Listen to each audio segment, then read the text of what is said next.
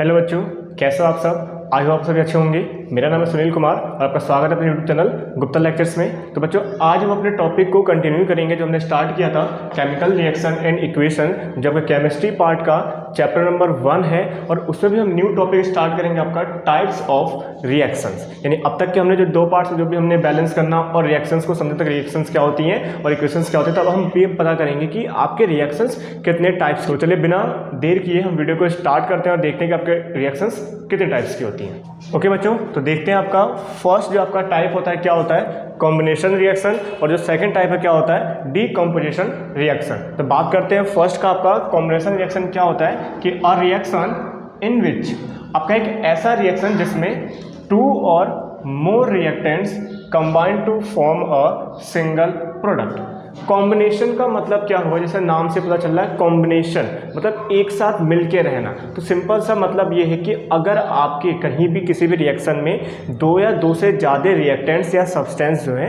आपस में रिएक्ट करते हैं और जब का प्रोडक्ट बनता है वो सिर्फ एक सिंगल प्रोडक्ट ही बनता है, उसके अलावा कोई दूसरा प्रोडक्ट आपका नहीं बनेगा, तो इस टाइप के रिएक्शंस को हम क्या बोलते हैं, कॉम्बिनेशन रिएक्शन।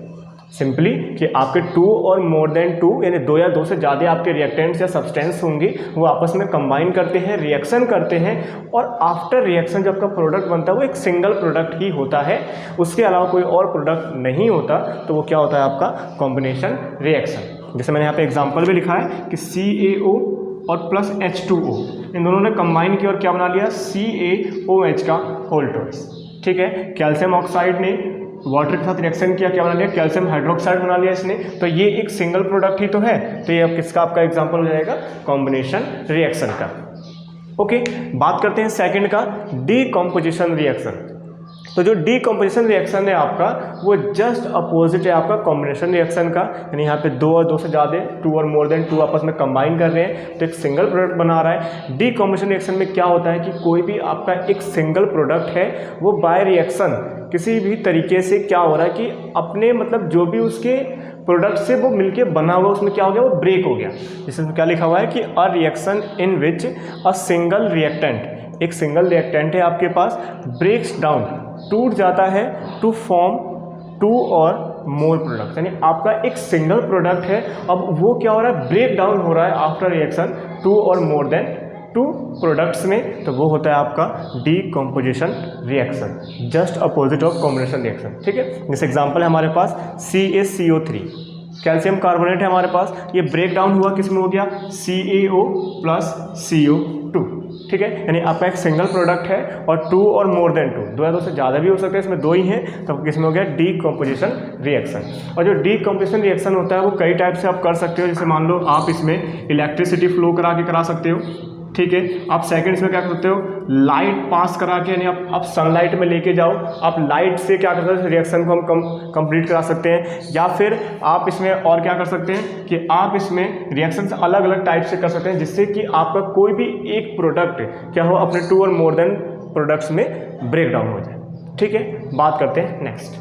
थर्ड है बच्चों आपका डिस्प्लेसमेंट रिएक्शन। थर्ड का क्या नाम है आपका, डिस्प्लेसमेंट रिएक्शन। ज़्यादातर जो रिएक्शन के टाइप है ना वो आपके नाम से बिल्कुल अच्छे से याद हो जाएंगे आप लोग, आप समझ जाओगे। इसलिए डिस्प्लेसमेंट रिएक्शन, डिस्प्लेस करना, डिस्प्लेस का मतलब क्या होता है कि उसके प्लेस से क्या करना, हटा देना।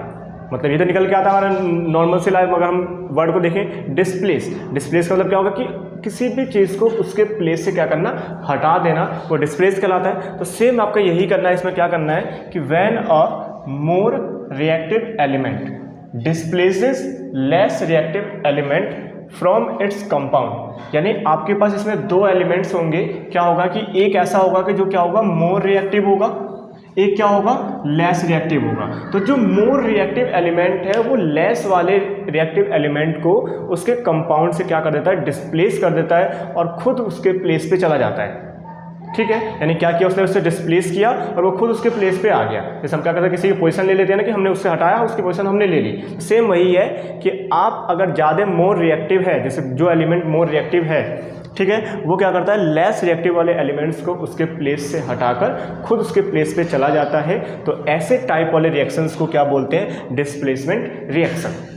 ठीक है, और डिस्प्लेसमेंट रिएक्शन जो होता है आपका 2 टाइप्स का होता है। कितने टाइप्स का होता है? 2 टाइप्स का होता है। पहला आता है सिंगल डिस्प्लेसमेंट, ठीक है, पहला आता है आपका सिंगल डिस्प्लेसमेंट रिएक्शन, और सेकंड आता है आपका double displacement reaction, double displacement reaction. अब इसका मतलब क्या है? दोनों का एग्जांपल मैंने यहाँ पर लिख रखा है। इसका मतलब ये है कि अगर आपका डिस्प्लेसमेंट रिएक्शन ओनली एक एलिमेंट से हो रहा है, सिर्फ एक एलिमेंट को डिस्प्लेस किया और वो दूसरा क्या हुआ उसके प्लेस पे चला गया, ठीक है, तो सिंगल से हुआ ना ये, तो हमारा क्या कहलाएगा? Single displacement reaction. जैसे यहाँ पे एग्जांपल है आपका, अगर हम ध्यान से देखें, यहाँ पे दिया हुआ है Zn और CuSO4। क्या हुआ हमारा यहाँ पे? ZnSO4 और Cu।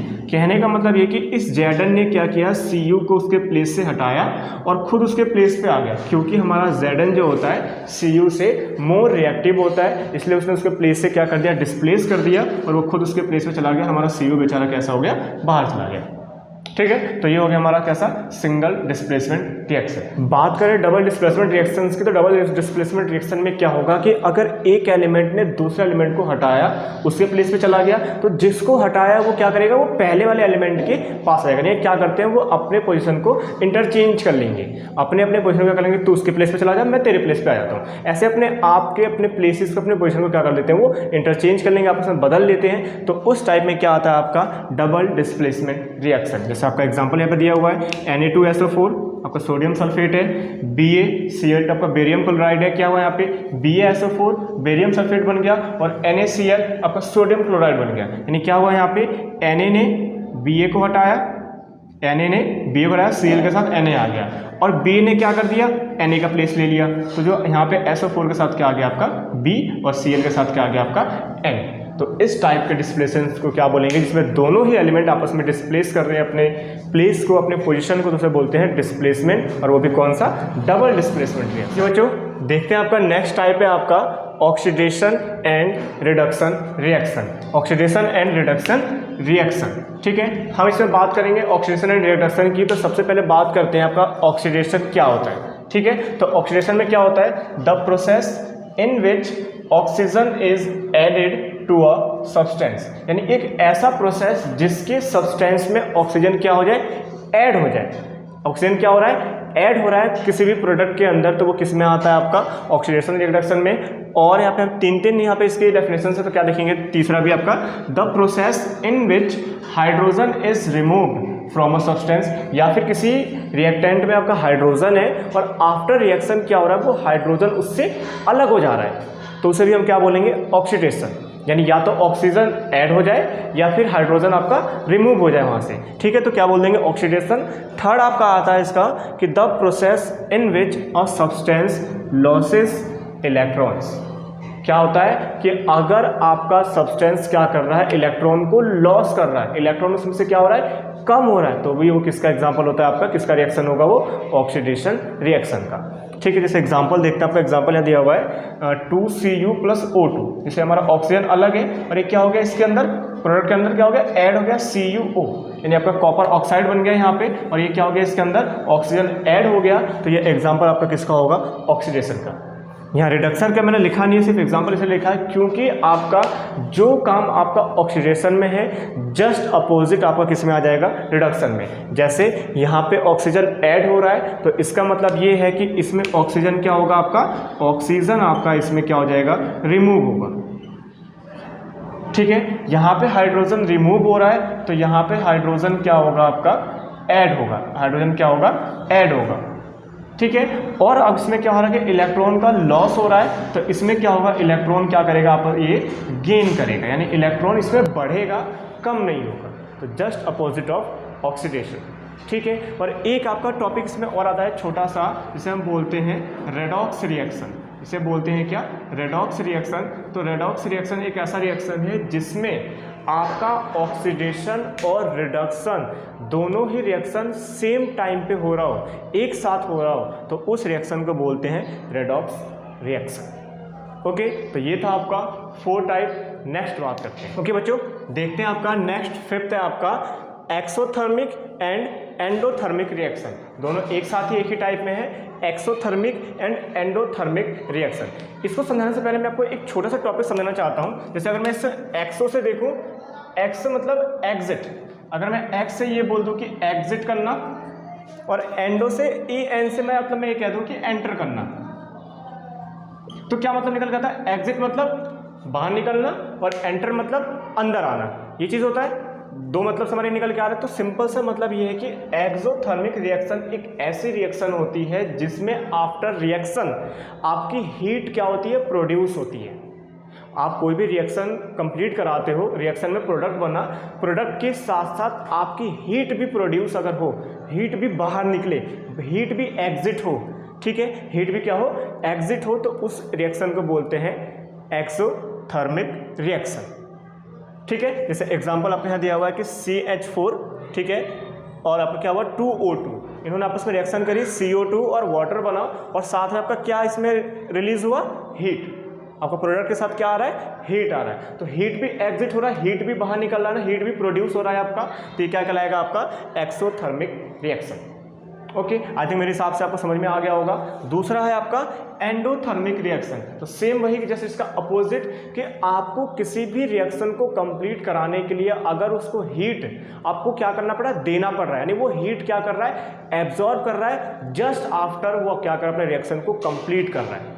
पहले में क्या था कि आफ्टर रिएक्शन हीट प्रोड्यूस हो रहा है, लेकिन ये क्या करता है, हीट को एब्जॉर्ब करता है, उसके बाद अपने रिएक्शन को कंप्लीट करता है। तो इस टाइप के रिएक्शंस को हम क्या बोलते हैं, एंडोथर्मिक रिएक्शन। ओके बच्चों, आसानी से समझना है, कोई ज़्यादा हार्ड नहीं है हमारा, ठीक है। इस वजह से आपका एग्जाम्पल है HgO, और हीट हमने क्या किया, इसे एब्जॉर्ब कराया, तो रिएक्शन कंप्लीट हुआ Hg+O2 में, ठीक है। तो ये थे आपके टाइप्स किसके, रिएक्शंस के बारे में। अब मैं आपको सिर्फ 2 टॉपिक और बता रहा हूँ, आपका एक चैप्टर खत्म हो जाएगा, जिसमें आपको अपने लाइफ के अंदर आपने कहाँ पे ये आपने सारी चीज़ें देखी होंगी रिएक्शन। एक आपको बताया गया था ऑक्सीडेशन रिएक्शन के बारे में, वो आपने लाइफ में कहाँ देखा है, मैं उसको 2 एग्जाम्पल लेके चलता हूँ। तो बच्चों देखते हैं, आपका सबसे आपका कॉमन एग्जाम्पल है ऑक्सीडेशन के बारे में, जिसमें 2 हैं आपका, एक दे रखा है कोरोजन और दूसरा है आपका रेंसिडिटी। कोरोजन एंड रेंसिडिटी का मतलब, जैसे कोरोजन के बारे में बात करते हैं तो इसमें क्या दिया हुआ है, the phenomena due to which metals are slowly eaten away by the reaction of air, water and chemicals present in the atmosphere is called corrosion. Simple, एक आपका ऐसा प्रोसेस जिसमें आपके एटमॉस्फेयर के अंदर जो एयर्स है, वाटर्स है, केमिकल्स है, उनके रिएक्शन से मेटल क्या हो रहा है, धीरे धीरे खाया जा रहा है, मतलब खत्म होता जा रहा है, ठीक है। यानी एक ऐसा प्रोसेस जिसमें आपके मेटल्स क्या है कि एटमॉस्फेरिक गैसेस से, केमिकल से रिएक्शन करके धीरे धीरे खराब होते जा रहे हैं, ठीक है, डिस्ट्रॉय होते जा रहे हैं, तो उस प्रोसेस को क्या बोलते हैं, कोरोजन। और सबसे बड़ा एग्जांपल आपका आता है, जैसे इसमें रस्टिंग ऑफ आयरन, लोहे पर जंग लगना, आप सभी ने देखा होगा, सबने सुना भी होगा, लोहे पे जंग लगना, रस्टिंग ऑफ आयरन। दूसरा होता है आपका ब्लैक कोटिंग ऑन सिल्वर, आपने देखा होगा जो चांदी होता है, सिल्वर होता है, वो उसका काला पड़ जाना है ना, काला हो जाता है, वो किसकी वजह से होता है, आपके ऑक्सीडेशन की वजह से होता है। वो एयर और वाटर से रिएक्शन करके क्या कर लेता है, ऑक्सीडेज हो जाता है, इलेक्ट्रॉन क्या कर देता है, वो लूज कर देता है, इलेक्ट्रॉन कम हो जाते हैं उसके अंदर। तो ये क्या होते हैं, सारी चीज़ें हमारी प्रोसेस होती हैं। सिंपल सा सबसे बड़ा एग्जाम्पल क्या, रस्टिंग ऑफ आयरन, लोहे पर जंग लगा, आपने देखा होगा। तो कोरोजन का मतलब क्या हुआ कि किसी ऐसे प्रोसेस से जो आपके क्या करते हैं, मेटल्स को डिस्ट्रॉय कर रहे हैं, atmospheric chemicals, gas and air की वजह से, तो उसको बोलते हैं कोरोजन, ठीक है। सेम जस्ट एग्जांपल इसी का है आपका रेंसिडिटी का, जैसे ये मेटल्स को खराब कर रहे हैं, तो एक ऐसा प्रोसेस जिसमें क्या हो रहा है कि आपके फूड के एलिमेंट्स जो हैं वो खराब हो रहे हैं। जैसे खाना खराब होता है, आपने देखा होगा कि कोई खाना ज़्यादा दिन तक रखा तो उसमें से स्मेल आने लग जाती है, उसका टेस्ट अलग हो जाता है। तो वही प्रोसेस है आपका क्या, कि it is the process of slow oxidation of oil and fat, जिसके अंदर ऑयल और फैट जो हमारा होता है, हमारे खाने के अंदर ऑयल होता है, उसका क्या हो रहा है आपका, present in the food materials resulting in the change of smell and taste in them. यानी खाने का टेस्ट और स्मेल धीरे धीरे ऑक्सीडेशन होने से अगर चेंज हो जाता है, वो एयर और वाटर से क्या करके रिएक्शन करके, तो उसको बोलते हैं क्या, रेंसिडिटी। क्या बोलते हैं, रेंसिडिटी। और रेंसिडिटी को अगर आपको प्रोटेक्ट करना है कि अगर ये कम से कम हो, तो उसके लिए क्या हमें करना चाहिए, जैसे कि आपको पता है कि खाने को फ्रिज में रख सकते हैं, ठीक है, उसको बाहर खुले में नहीं रखना है, ऐसे प्लेस पे रखना है जहाँ पे एयर क्या हो, थोड़ा कम हो। तो इन सारे चीज़ों से आप क्या कर सकते हो, इन रेंसिडिटी को, खाने को ख़राब होने से आप क्या कर सकते हो, बचा सकते हो। दूसरा आपका ये भी होता है कि आप उस पर फॉयल पेपर जो आपका होता है, जो उसे आप लपेट कर खाने को भी बचा सकते हो, ठीक है। तो बच्चों अब आपका जो चैप्टर नंबर 1 है केमिस्ट्री का यहाँ पे होता है खत्म। तब हम बात करेंगे नेक्स्ट लेक्चर में अपने नेक्स्ट चैप्टर के साथ। तो बच्चों अगर आपको वीडियो पसंद आए तो वीडियो को लाइक जरूर कीजिएगा और चैनल को सब्सक्राइब जरूर कर दीजिएगा, हमारे वीडियो अपलोड होते ही तुरंत आपको मिल सके। Thank you.